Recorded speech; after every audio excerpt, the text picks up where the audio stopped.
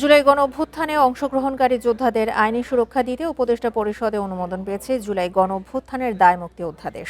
রাজধানীর foreign service একাডেমিতে সমসাময়িক ইস্যুতে আয়োজিত ব্রিফিংয়ে এই তথ্য জানিয়েছেন অন্তর্বর্তী সরকারের আইন বিষয়ক উপদেষ্টা অধ্যাপক আসিফ নজরুল। তিনি জানান, জুলাই আগস্টে রাজনৈতিক প্রতিরোধে ফৌজদারি মামলা থাকলে সরকার প্রত্যাহার করবে। উল্লেখ্য, বাংলাদেশের সংবিধানের ৪৬ অনুচ্ছেদে দায়মুক্তির আইনের বৈধতা রয়েছে এবং ১৯৭৩ সালে মহান মুক্তিযুদ্ধের পর মুক্তিযোদ্ধাদের জন্য দায়মুক্তি আইন হয়েছিল। প্রক্রিয়া হচ্ছে, অলরেডি যদি কোনো মামলা হয়ে থাকে, জুলাই গণ অভ্যুত্থানকারীদের বিরুদ্ধে ফৌজদারি মামলা, রাজনৈতিক প্রতিরোধের উদ্দেশ্যে সংগঠিত কার্যাবলীর কারণে যদি কোনো ফৌজদারি মামলা হয়ে থাকে, তাহলে সেই মামলাগুলো প্রত্যাহার করার পদক্ষেপ সরকার নেবে এবং এখন থেকে নতুন কোনো মামলা করা তাদের বিরুদ্ধে জুলাই আগস্টে সংগঠিত রাজনৈতিক প্রতিরোধের উদ্দেশ্যে সংগঠিত কার্যাবলীর দায় দায়িত্ব থেকে এর জন্য যদি কোনো নতুন মামলা করা হয়, সেই নতুন মামলা করা যাবে না। এ নিয়ে আরো জানাতে বার্তা কক্ষ থেকে যোগ দিচ্ছেন আমাদের সহকর্মী তানভীর আহমেদ। তানভীর, জুলাই গণ অভ্যুত্থান দায়মুক্তি অধ্যাদেশে কোন কোন বিষয়গুলো প্রাধান্য পাচ্ছে?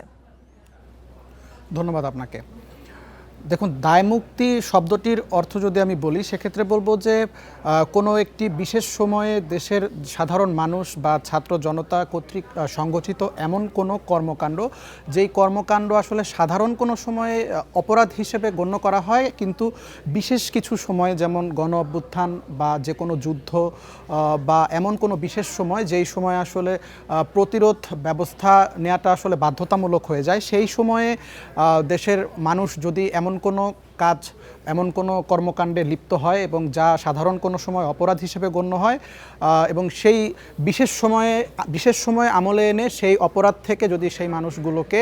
সুরক্ষা প্রদান করা হয়, সেই সুরক্ষাকে কিন্তু দায়মুক্তি হিসেবে উল্লেখ করা হয়। এবং আমরা দেখতে পেয়েছি যে ৫ই আগস্ট ফ্যাসিবাদ পতনের পর থেকেই কিন্তু একটি দাবি উঠে আসছিল যে দেশের ছাত্র জনতার যে জুলাই অভ্যুত্থানের সময় তাদের যে প্রতিরোধমূলক কর্মকাণ্ড, সেই কর্মকাণ্ড থেকে তাদেরকে দায়মুক্তি দেওয়ার একটি দাবি উঠে আসছিল এবং এই দাবি আরও চড়াও হয় যখন কিন্তু আমরা দেখতে পাই বিগত ২ সপ্তাহের ব্যবধানে যে দুইজন জুলাই যোদ্ধা, একজন গাজীপুরে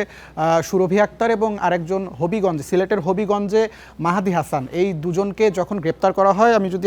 আরও একটু বিস্তারিত বলি, সুরভিকে চাঁদাবাজির দায়ে গ্রেপ্তার করা হয়, পাশাপাশি মাহাদি হাসানকে আরও একটি মামলায় আসলে গ্রেপ্তার করা হয় এবং এক্ষেত্রে সুরভিকে 11 দিন পর্যন্ত কারাগারে থাকতে হয় এবং মাহাদির বিষয়টি ছিল মাহাদিকে 1 দিন থাকতে হয় কারাগারে এবং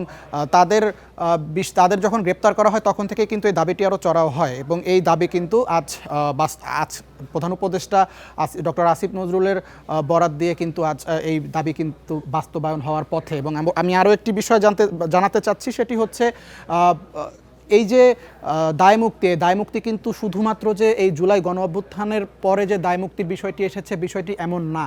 এর আগে কিন্তু ১৯৭১ সালে আমাদের যে মহান মুক্তিযুদ্ধ হয়েছিল, সেই সময়েও এই দায়মুক্তির বিষয়টি উঠে এসেছিল এবং এই বিষয়টিও কিন্তু অধ্যাপক ডক্টর আসিফ নজরুল আজ উল্লেখ করেছেন এবং ১৯৭৩ সালে একটি বিশেষ আইনের মাধ্যমে কিন্তু যারা মুক্তিযুদ্ধে অংশ নিয়েছিল তাদেরকে দায়মুক্তি দেওয়া হয়েছিল এবং পাশাপাশি তিনি কিন্তু আরব বসন্তের বিষয়টিও তিনি কিন্তু উল্লেখ করেছেন এবং সব মিলে যেটি বলা যায়, আগামী ৬ থেকে ৭ দিনের মধ্যে কিন্তু এই খসড়া পুরোপুরিভাবে অনুমোদন হবে এবং বাস্তবায়িত হবে। জুলাই গণ অভ্যুত্থান দায়মুক্তি অধ্যাদেশের সার্বিক বিষয়ে বিস্তারিত জানাচ্ছিলেন বার্তা কক্ষ থেকে আমাদের সহকর্মী তানভীর আহমেদ।